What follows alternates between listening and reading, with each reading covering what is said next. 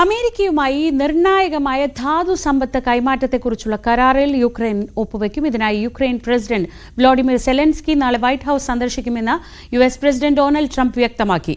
അമേരിക്കയും യുക്രൈനും തമ്മിലുള്ള ബന്ധം വഷളാകുന്നു എന്ന ചർച്ചകൾക്കിടയിലാണ് ഈ പുതിയ നീക്കം. സെലൻസ്കിയെ സ്വേച്ഛാധിപതിയെന്ന് ട്രംപ് മുദ്രകുത്തുകയും 2022 റഷ്യ ആരംഭിച്ച യുദ്ധത്തിന് യുക്രൈനെ കുറ്റപ്പെടുത്തുകയും ചെയ്തിരുന്നു.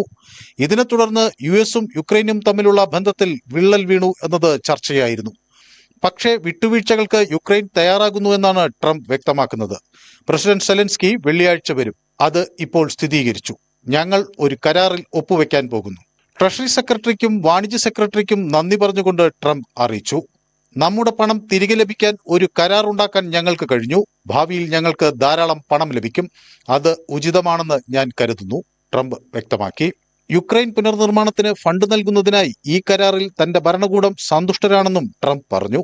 റഷ്യൻ അധിനിവേശം അവസാനിപ്പിക്കുന്നതിനായുള്ള വിശാലമായ ചർച്ചകളിൽ യുക്രൈന്റെ അപൂർവമായ ധാതുക്കളിലേക്കാണ് യുഎസ് കണ്ണുവെക്കുന്നത്. യുക്രൈന് നൽകിയ യുഎസ് സഹായത്തെയും ട്രംപ് പെരുപ്പിച്ചു കാണിക്കുന്നു. യുദ്ധം ആരംഭിച്ചതിനു ശേഷം ഏകദേശം $120 ബില്യൺ നൽകിയത്. എന്നാൽ ഇത് $350 ബില്യൺ ആണെന്ന് ട്രംപ് അവകാശപ്പെട്ടു. ഈ പണം തിരിച്ചുപിടിക്കുന്നതിന് പുതിയ കരാർ സഹായിക്കുമെന്നാണ് ട്രംപിന്റെ നിലപാട്.